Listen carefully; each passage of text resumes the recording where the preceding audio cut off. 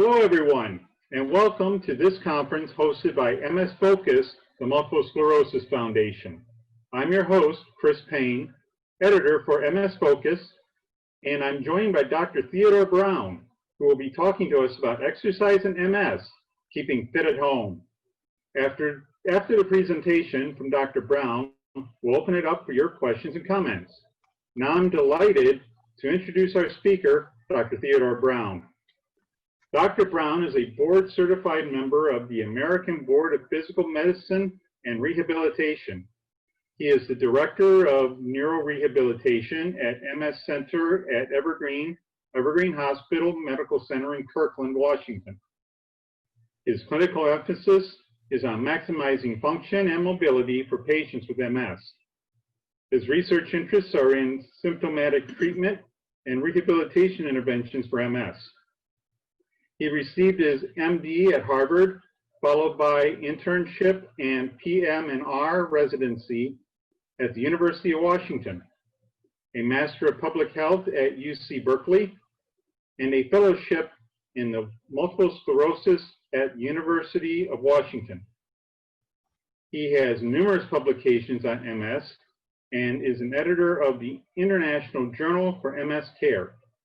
He has served on a subcommittee of the AAN on rehabilitation in MS and has done many workshops on exercise and rehabilitation for MS patients and physical therapists. We're pleased to have him join us to present this important topic. Dr. Brown, I want to thank you for being with us, and I turn it over to you. Well, thank you very much, Chris, and thank you everyone who's joining in the call. I really appreciate your time today. I'm sure you had other things that you could have done, but I'm glad that you chose to join us for this. And of course, I want to thank the MS Foundation. I thought today, as well as giving you a talk about exercise and MS, that I just show you a couple of slides about a place that's nearby where I work. I'm in the North Seattle area and not too far from Mount Vernon, Washington. Since a lot of people are not able to travel much these days, I thought I'd show a few slides, sort of like a opportunity to go on a little outing today while we do this talk. So I've chosen Mount Vernon, Washington. That I'll be showing you a couple of slides as we go.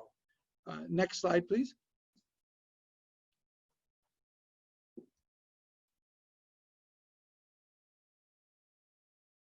Okay, and just to orient you to that, so Mount Vernon is about 80 minutes north of Seattle on the big I-5 that runs right on down to California and beyond.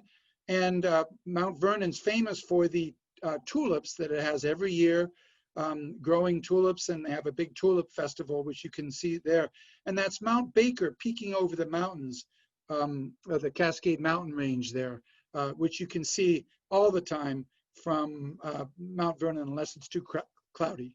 Next.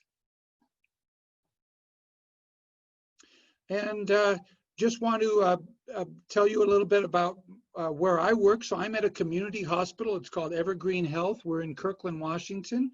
And we have a fairly large neuroscience department with neurosurgery, and I share my MS practice with Dr. Virginia Simnad. And in case you're wondering, we took this photo before the coronavirus pandemic. Today we'd all be wearing masks and we'd be 6 feet apart, so we'd have to have a very distant view to catch all these people in the photo.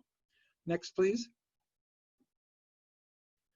I do want to just mention a nutrition workshop that our institution will be doing. This is a free workshop.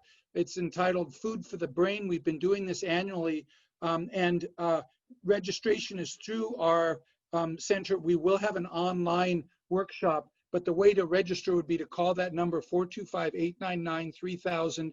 On August 1st will be the workshop with a nationally recognized expert on MS and nutrition. That's PhD Kathy Fitzgerald at Johns Hopkins. So I'm looking forward to seeing some of you then. Next, please.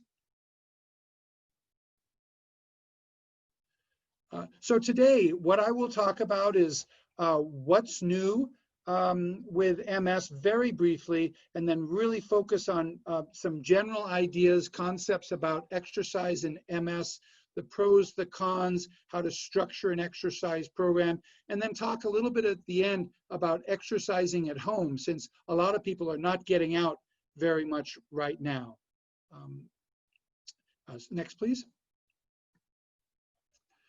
So just to orient everybody, what do we know about multiple sclerosis? Well, it's a disease that involves activation of the immune system, which causes inflammation, demyelination, axonal loss in the central nervous system, and involves brain atrophy.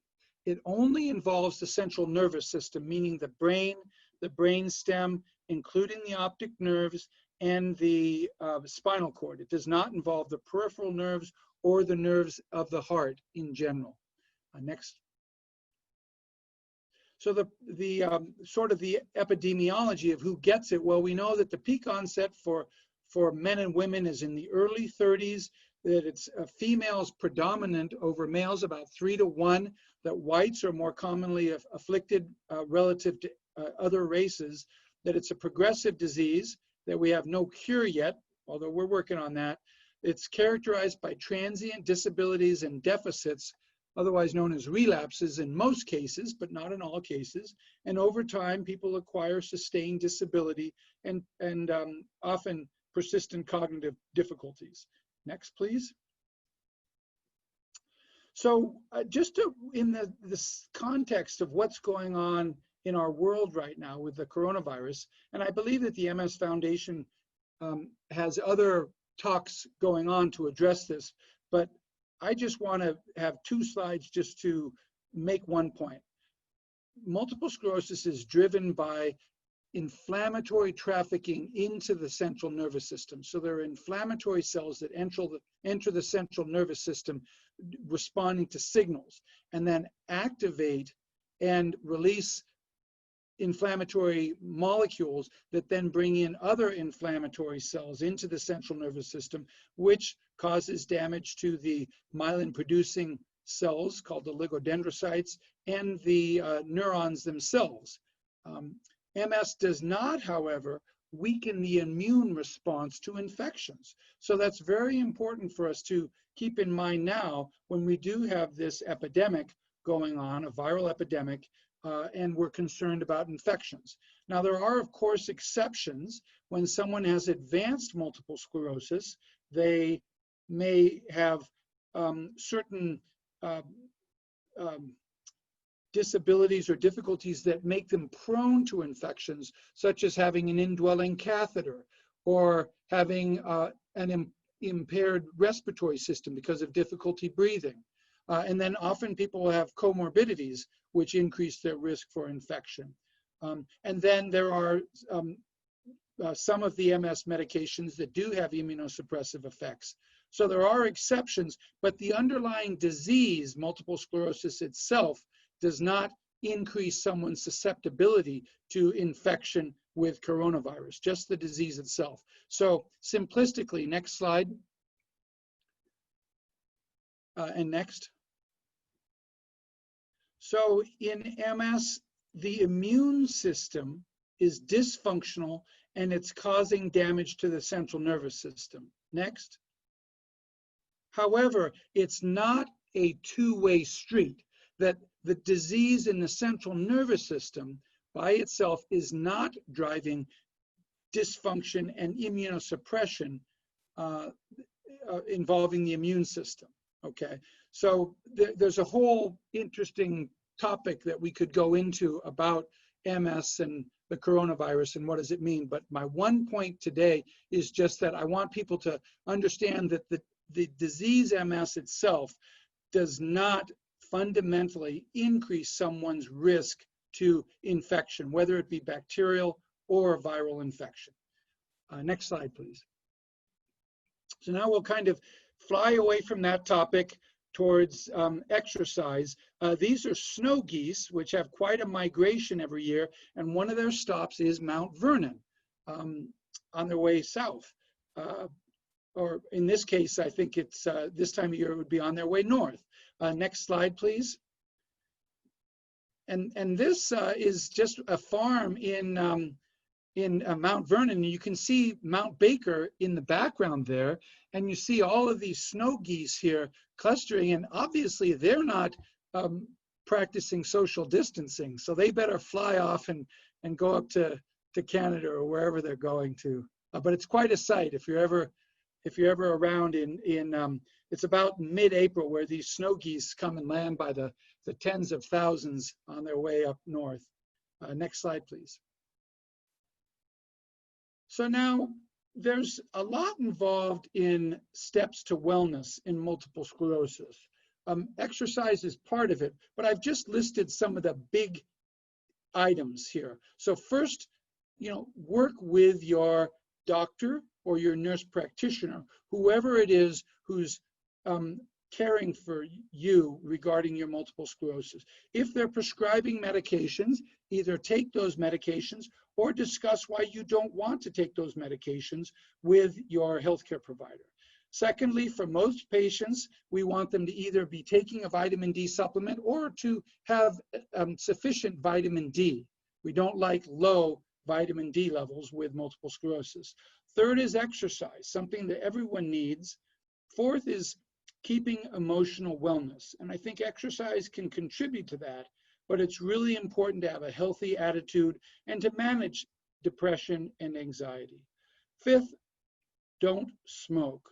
Smoking is bad in so many ways, but there's also strong evidence that smoking has a bad effect on multiple sclerosis, both increasing the risk for getting multiple sclerosis, and if you have MS, increasing the risk for progressive MS. And then sixth is good sleep. It's really important when fatigue is such a problem to have good sleep habits and good sleep results. So if you're not getting good sleep, you should really talk to either your MS doctor or your primary doctor about what could you maybe do to improve your sleep, work on that. And then healthy nutrition. We're still learning what that means in MS, but we think basically a heart-healthy diet is good for multiple sclerosis. So you think about the things that a cardiologist might advise if someone has heart disease, and that'd generally be a relatively low sodium diet, a diet that's high in fruits and vegetables, perhaps the Mediterranean diet. There are other healthy diets as well. We just want people to think about nutrition. That is important. And once again, we do have this nutrition seminar that we'll be doing, and you can find other good seminars online. So we're going to be focusing next on exercise now for the rest of this talk. Next, please. Okay, and next. All right, so exercise. It's important to everyone, no matter if you're healthy, unhealthy, no matter what condition you have. Everybody needs exercises. But here are some, questions. Is all exercise good? Can sometimes it be bad, or can it just not make any difference?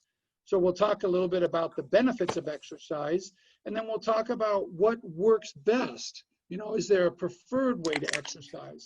And then some of the pitfalls or things to avoid in exercise. Next, please.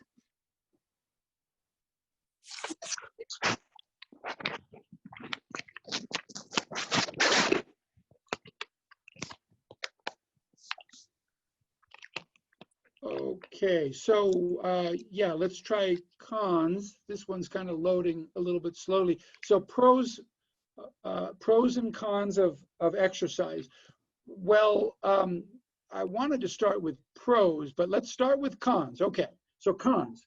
It can use up limited energy, right? People with MS have a high frequency of fatigue, so they're having to budget their energy, and exercise requires some effort and utilizes energy.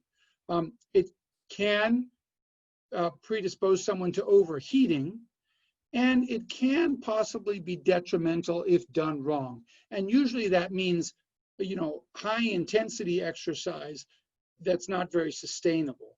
All right, and then the pros of exercise, try advancing again. Let's see if the pros come up.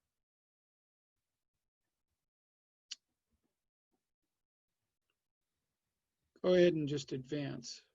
Okay, so we know that exercise will increase someone's general fitness, their cardiovascular fitness as well. It increases the energy resource that someone has for physical activity. So in that way, it can reduce fatigue in the long run.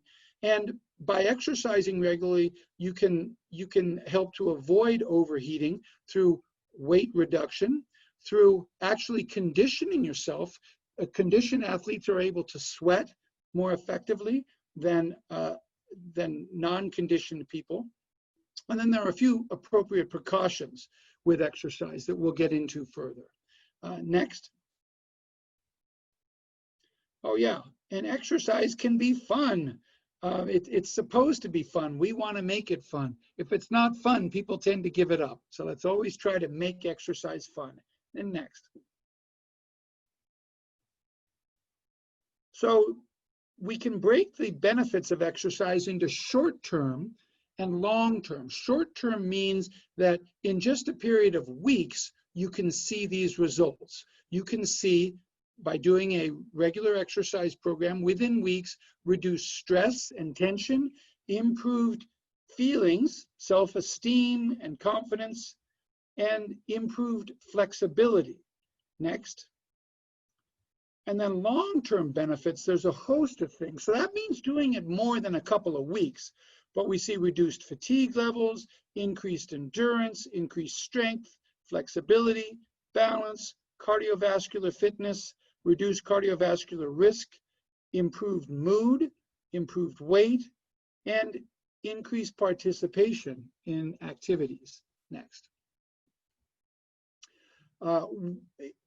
The effects of exercise on cholesterol levels has been studied in multiple sclerosis. So short-term effects, we see that triglycerides go down. That's good. Total cholesterol goes down. Very light density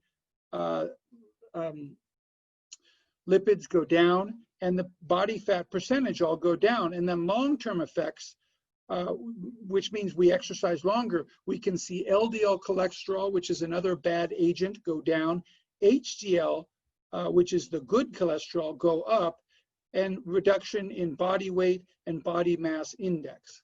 Next, please. Here's a study that was done at the Veterans Administration looking at mortality in MS related to physical activity. So this was a 15-year study with almost 3,000 veterans involved, all of whom had MS.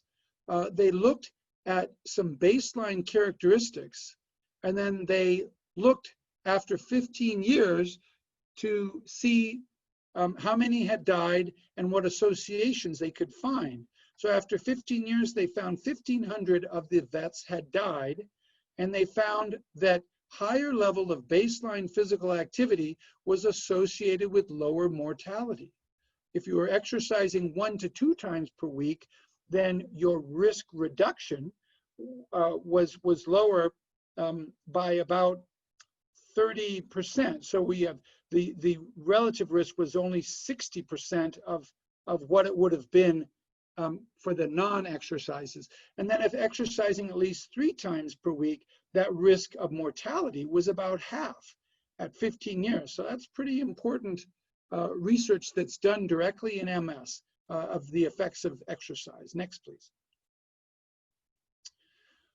Now, there's evidence that exercise can be neuroprotective, okay?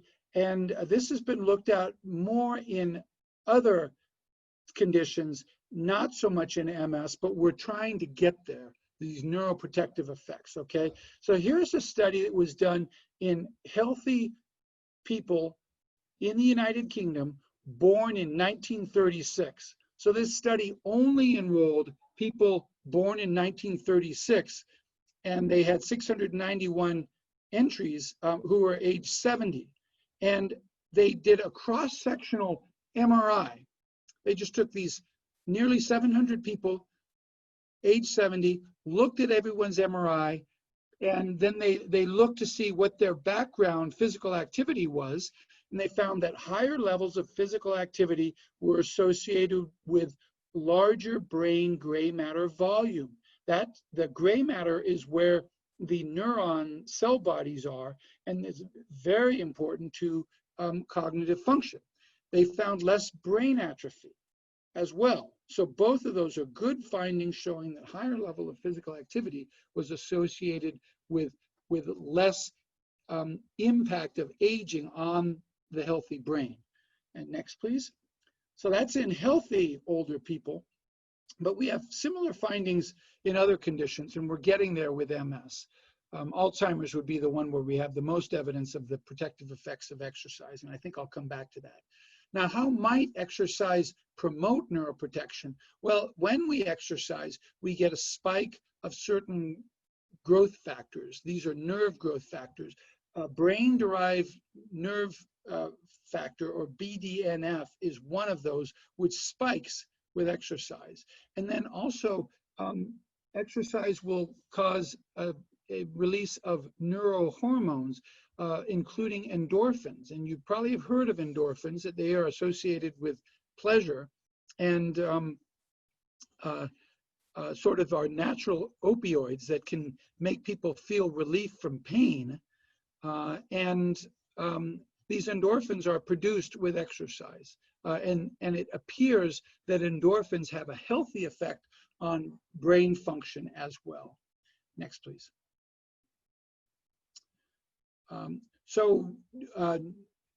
I had this slide in just to say that we're working on new recommendations for healthcare providers around exercise and MS. And this is a slide that we just came out with. This is a manuscript that just got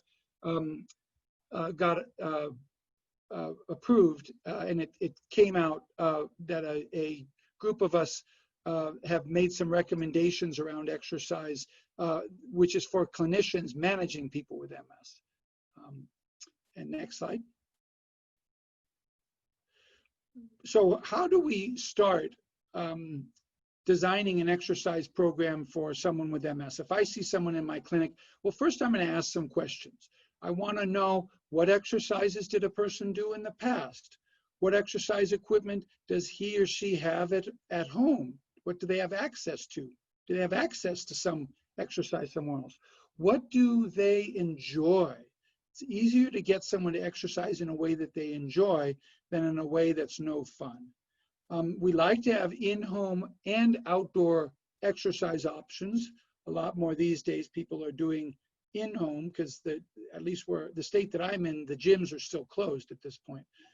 What are your social supports for exercise? What are your goals, and are those goals realistic? We want to have attainable goals for an exercise program, but we do want to have goals. There should be a goal that you are trying to achieve, and it should be relatively short term. It shouldn't be 5 years from now, this is where I want to be. It should be 6 months from now, I want to have maybe a regular exercise program that I'm doing 3 times a week.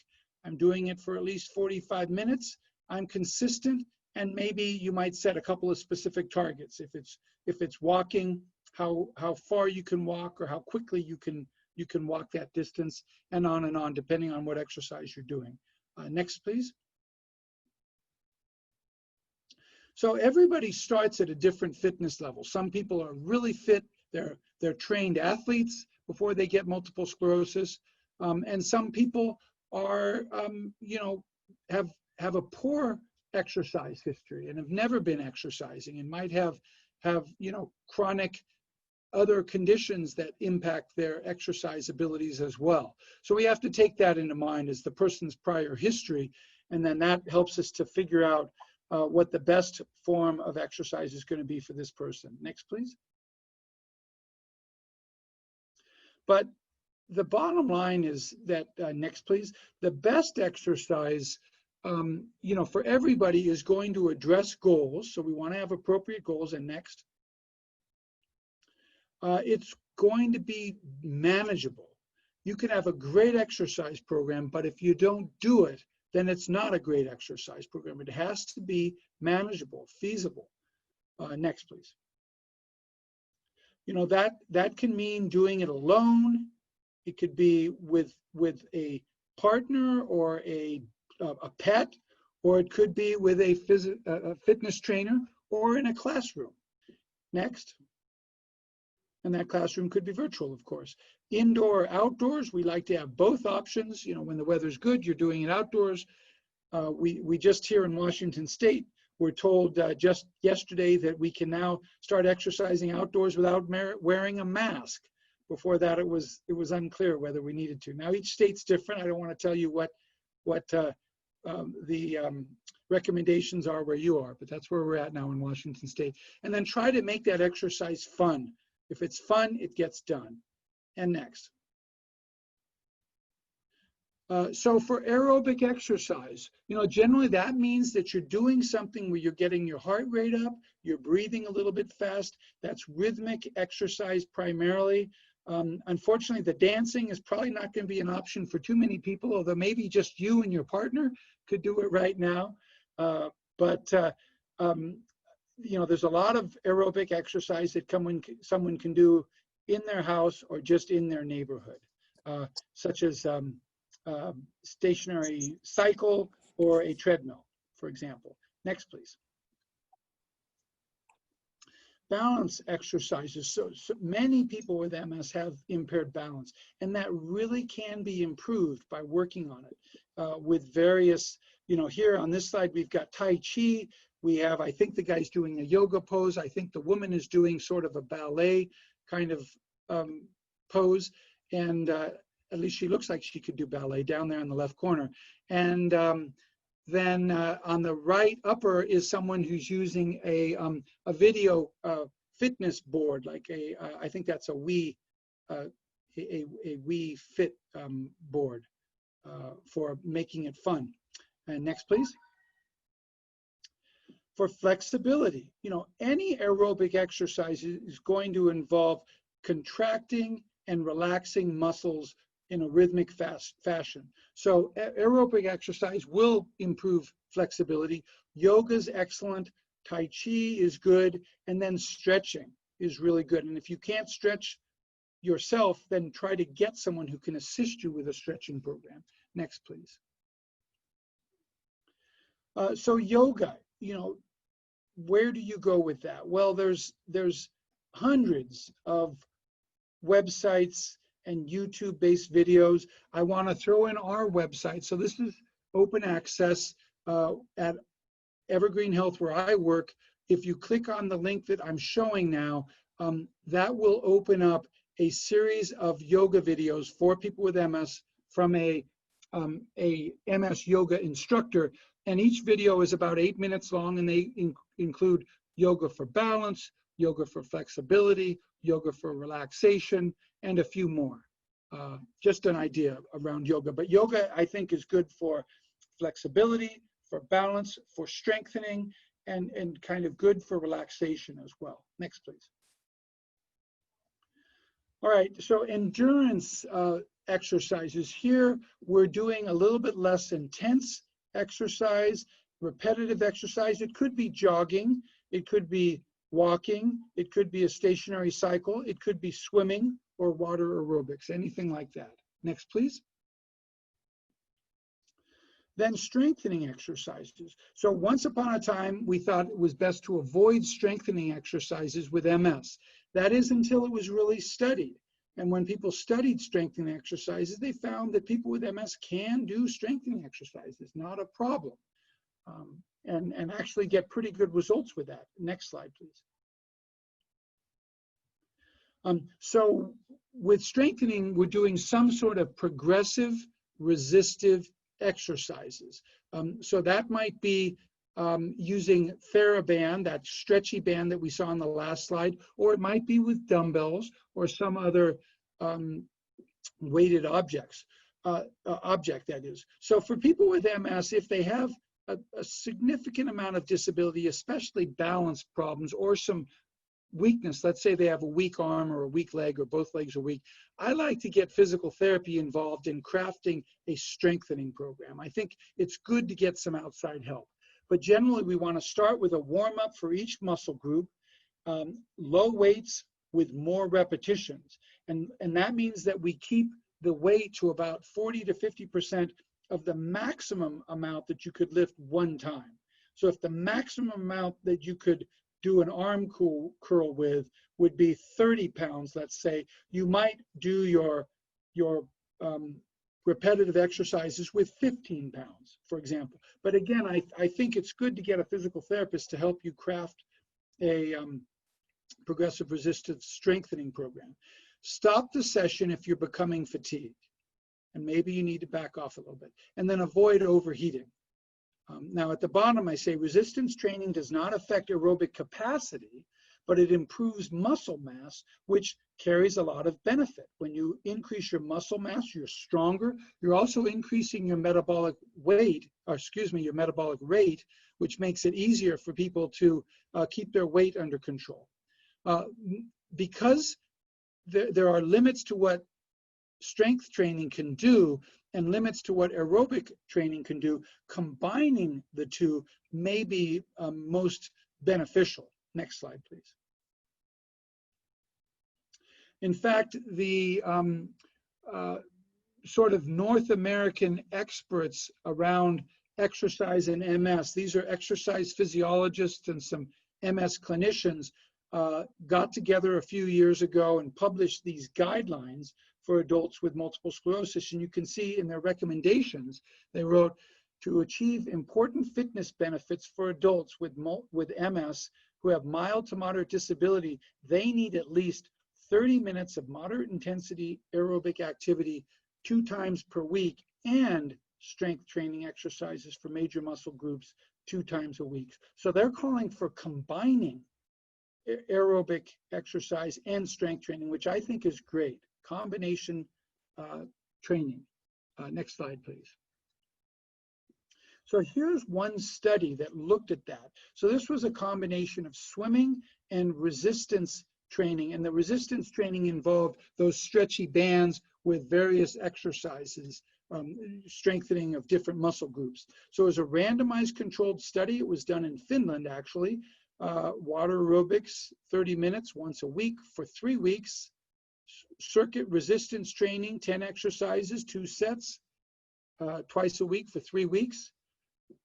And then that transitioned into home exercises for 23 weeks.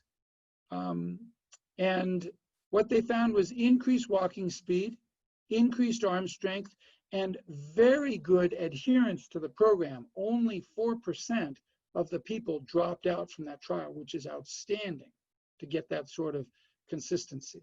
Next slide, please. So here are some examples of combination exercises, and you could think of whatever would work for you, but you might have some aerobic program like walking or jogging or stationary cycle and yoga, or swimming with resistance training, or stationary cycling with Tai Chi. These people are playing pickleball, and you might combine that with walking. Next slide, please. Now, exercise isn't necessarily the only way to go. There is physical activity through your lifestyle. Even small amounts of physical activity can have significant benefit. Lifestyle physical activity can be accumulated by walking to your office. You know, every day I always take the 5 flights of stairs up to my office, and so at least I'm getting a little bit of exercise. Cleaning house, climbing stairs, accumulated over the course of the day, not in a bunch. So lifestyle physical activity might not be quite as intense as exercise, but accumulated over the day by just being active. It's good for those who say, I don't have any time to exercise, but if they can work physical activity into their day, then they're still actually getting some exercise. Next slide, please. So this is a study that was done in Alzheimer's disease. That's that AD, physical activity and risk of Alzheimer's disease and cognitive decline. What they found, it wasn't how, but how much. And by that I mean it wasn't really how they got physical activity, but how much physical activity that made the difference. So they had over 700 older people, average age was 81 years. So these are octogenarians. They were wearing an activity monitor.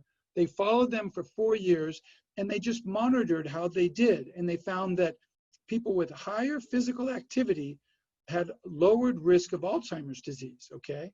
These were not 716 people with Alzheimer's disease, it was 716 octogenarians. So those who got more physical activity had a lower risk of getting Alzheimer's disease. And it was the total amount of physical activity, not that coming from exercise, that was the most important predictor. So it's not quite as important just to have exercise. It's more about your lifestyle. If you have physical activity worked into your lifestyle, that's what makes a difference in this trial. And we believe the same applies in multiple sclerosis. Next, please. So we want people to gradually increase their duration. Start easy, start low, go slow, try to build up exercise time gradually. So you might start at 15 minutes. This is assuming it's an aerobic exercise, and then gradually work up towards something like 45 minutes. Keep the intensity at a mild to moderate level. For most people, really vigorous exercise, very strenuous, where you're breathing really hard, you're going to tend to overheat, and for most people, that's not very sustainable. Next slide, please. Start low, go slow. Next, please. Don't take on more than you can swallow. We really want these exercise programs to be practical, achievable. So just start with something that you feel like you can really do. And once you prove to yourself that you can do that, then you add a little bit at a time to increase your exercise program. We don't want people to burn out by trying to do too much too quickly. Next slide, please. Avoid exhaustion. So in general, we want people to stop below or at the point of exhaustion, to not try to push themselves beyond that. We're not trying to train athletes here. We're just trying to develop good exercise habits that people do for the long run. So we say, heed your fatigue signals. When your body's telling you that you're getting fatigued from exercise, it's okay to say, okay, I've had enough for now. And then remember the 2-hour rule. I teach a class once a year to physical therapy students at the University of Washington, and I teach them the 2-hour rule, which means when somebody with MS exercises, after they're done with their program, it's okay for them to feel fatigued, feel that they need to take a rest. But if they're feeling fatigued for hours, for more than 2 hours, or the rest of the day, that's too much. We want to try to avoid that sort of exhaustion, because we want it to be sustainable. Next slide, please. We want to keep people cool, and we're getting towards the summer months now, so we want people to exercise at cooler times of day, use a fan, air conditioning, wear loose, breathable clothing, pace their exercises. That's where usually the high intensity is not quite as good as a lower intensity paced exercise. Really important to keep hydrated, both before, during, and after exercise. And then consider pre-cooling, which means you really cool yourself off, perhaps taking a cold bath or going into a really cold air-conditioned room for a while before you exercise. And then you can use cooling garments, cooling packs, and such handy to help cool yourself down. Next slide, please. Now, the MS Foundation does have a cooling program where they can provide gear to you. Their program is open until June 1st, so you can contact the MS Foundation to get more information about the cooling products that they are providing. It's a nice service. Next, please. So how do people start an exercise program? With a warm-up. We want people to be kind of standing or walking or moving their upper body if they're non-ambulatory for at least 5 minutes to increase their heart rate and adjust their blood pressure for the exercise activity. Stretch upper and lower extremities. And then if you're having pain persisting after the stretching, there's something wrong with that. Stretching is not supposed to cause persistent pain. It can be uncomfortable when you're doing it, but it shouldn't cause persistent pain. So in that case, you want to check with a physical therapist or your doctor and ask, what am I doing wrong with my stretching? All right, next, please. And then after the exercise, it's important to have a cool down as well. So that's 10 minutes of cooling down. So if you're brisk walking, then you do slow walking, for example, for 10 minutes to minimize cramping and muscle fatigue afterwards. And that can help avoid lightheadedness as well. Next slide, please. Sustainability is the key with multiple sclerosis. The fact is, in exercise, that most people who start a program, they drop it after a couple of months. And so we really want to craft exercise programs that are there for the long haul. Next slide, please. The analogy that I like to use is it's like fish swimming up a fish ladder, that MS is the current that's always pulling you down, and you've got to keep that exercise going or it's going to pull you down and you're going to lose fitness. Next slide, please. Keep the momentum. How to sustain a program. Here's some tips. Get adequate sleep. Next. Exercise when energy is greatest. Next. Home programs are essential, especially now. Next. Indoor and outdoor options. It's good to have both. Next. If feeling sluggish, reduce the amount of exercise on that day, and then hopefully the next day you feel like you can do more. Next. Quit smoking. And next. Keep track of progress. That's really helpful to reinforce the exercise program. Next slide, please. So that can be done in various ways, but there's, it's fine to just keep a exercise sheet or keep a calendar to track your step counts. But it's good to track your exercise. That's reinforcing. Next slide, please. Make exercise a part of life. So find opportunities to exercise. So here you've got this fitness center, and there are all these people riding the escalator up to the fitness center. I would say, if you can, take the stairs. Next slide, please. Now, with more disability, the role of exercise really is more important. It's just a little bit more challenging to craft a good program. That's where I think having a physical therapist or an occupational therapist be involved is really helpful to get you started. And then with more disability, there tends to be more spasticity and inactive muscles. And so stretching is more important for people with a higher level of disability. Next slide, please.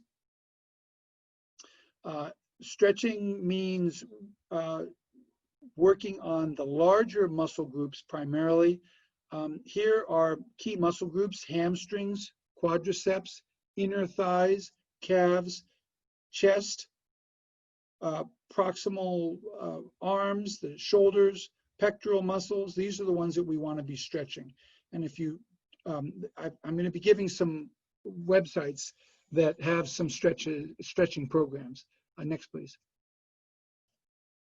Aquatherapy is great. They have flotation devices. I know right now it's really hard to get into the pool. A lot of pools are closed, but hopefully those will be reopening, and that can allow someone to do water walking or a water-based exercise program using flotation devices if they have more disability. Next slide, please.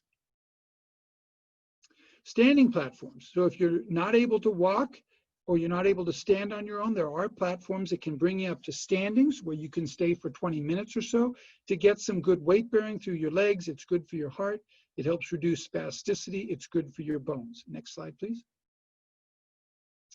Adaptive ergometry, which means cycling. So in the left upper corner, we see an A-Linker bike. They're getting a lot of attention. There's no pedals there. You're just pushing off the ground.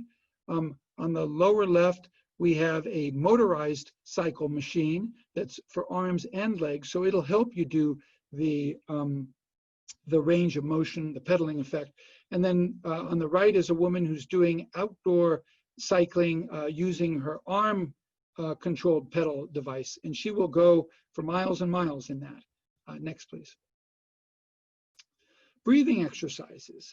So if you've lost a lot of strength in your arms and legs, breathing exercises are really important so that you keep the lungs and the breathing respiratory muscles in good shape. And that can be done with inspiratory exercises. That's using the device on the left. And then Expiratory exercises, which can be done with a device like at the bottom, or with breathing through something like a instrument. Singing is a good way, and yoga is a good way as well. Reading out loud is another good way. Next slide, please. Laughter yoga or laughter therapy. We did a research study. I'm showing the results here. So that means a group of people getting together with an instructor, usually who's certified as a laughter therapist, and they will take people through breathing exercises that involve simulated laughter. It's very interesting, and we found some good results. Next slide, please. Mental calisthenics are important as well. The brain needs exercises. There can be benefits in multiple sclerosis, as has been shown, and even improvements found on functional MRI have been seen after cognitive exercises. Next slide, please. So I wanted to mention some resources for exercising at home. So there's so much online that you just can't go wrong going online. Yoga through virtual classes or DVDs that you can purchase online. We have our website, which I've included there. The YMCA now has some online streaming programs. Next slide, please. Sit and Be Fit is another sitting exercise that you can access through public TV. There's also online choices as well. And then, thank you. The Foundation of Physical Medicine and Rehabilitation has a really good website. Please note that link there, and hopefully these slides will be available afterwards. Next.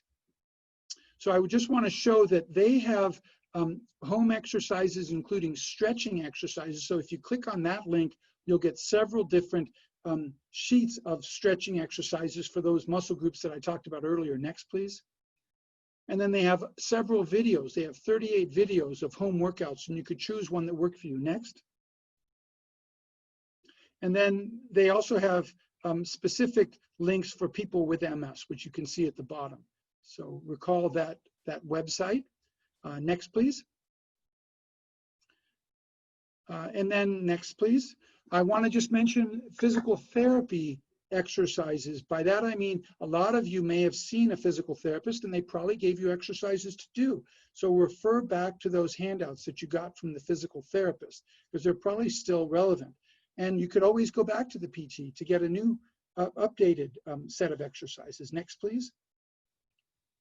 So key points to my talk are, first, exercise is really important. Just do it. The best exercise is the one that you'll do. But remember to progress slowly but steadily, to avoid overdoing and overheating, and to keep it going. Next. Next slide. So that's it for my prepared slides. I want to thank all of you very much, and thank you, Chris, for your help going through those slides. Not a problem. Now we're ready for questions. We're ready for a couple of questions. If you have a question or a comment, please use the raise hand feature in the app. Click the screen to pull up the menu.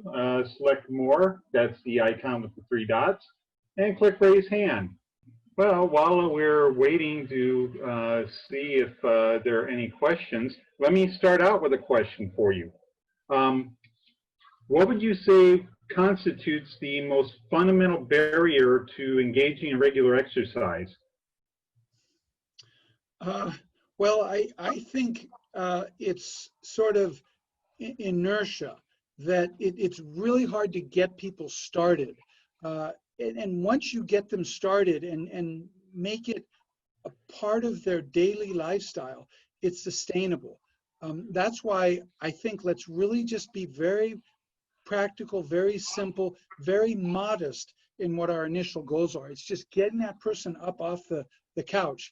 And like, even if they have an exercise bike that they haven't been using, maybe the first step is to just have them getting on the bike and say, I'm going to get on that bike every day or every other day, even if I don't actually pedal. I'm just going to get on the bike, so at least I'm getting positioned to exercise.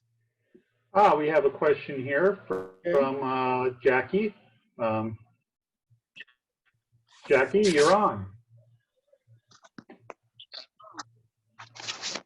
Hello, Jackie. Do you have a question? Hi, I'm trying to figure out how to unmute my sound. Are you hearing We can me? hear you. We can hear you. That's Jackie. Okay, great. How do we know if we haven't been to physical therapy and we do an online weightlifting class, just how much weights to use? I know you gave a formula, but I don't have Yeah. like a super heavy Well, weight to try to lift a unless I'm afraid little, I'll hurt myself. yeah, that's right. Well, err on the side of mild. So in general, it would be something that you can do 10 to 15 repetitions with. So, you know, if you've got, let's say, some dumbbells, start on the low end and see if you can do 10 or 15 repetitions. If you can do one set and you feel like, yeah, that was a little bit of a workout, and then maybe a few minutes later, do another set, that's probably about right. If it seems too easy, then you go up by a pound or two. So it's generally, it's a weight with which you can do 10 to 15 repetitions.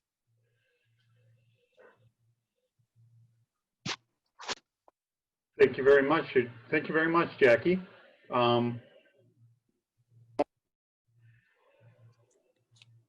Let's see if we have any other questions. While we're waiting for the next question, I have another question for you. You mentioned that there's a relationship between exercise and emotional wellness. Can you talk about that a little bit? Can you hear me? Yes. Okay, because I was muted there for a second. Well, yeah, so there's several studies that have looked at exercise and emotional wellness in MS, and they're generally positive that if any effect from exercise on emotional well-being, it's a positive effect. It just makes sense. You know, now that might be from multiple factors. It might be partly the endorphins that can be released. It might be just the feeling of positivity. It might be the breathing component, you know, that's very good. It sort of helps with stress reduction. And it might be the social interaction that most people get from exercise. But yeah, there's good evidence that exercise has a beneficial effect on people's moods. We have a question from Jan. Jan, go right ahead. Hey, thank you. Hello, doctor. Hi. Just wondering, in listening to all your combinations of, do you have any thoughts on what might be better? Walking at a nice distance, maybe for me is almost a mile, or more strength training, using weights, stretching, etc.? Well, that perfect question, Jan, for me, because I would say do a little of both. You get the best of both worlds. So if you can, you do your walking program 3 days a week, and you do your strength program twice a week. That's what the expert panel that looked at all the data a few years ago came up with in their formula. Those are the guidelines. You could vary from that, you know, but that would be a good, you know, a very sound way to proceed, as long as you like it. You know, if you really don't like doing strength exercises, or let's say you've got bad arthritis and your doctor has said you shouldn't be doing strength training because it's too hard on your hands, then maybe that's not the way to go. But you know, generally combining aerobic and strengthening exercises is a terrific way to improve fitness. Thank you very much.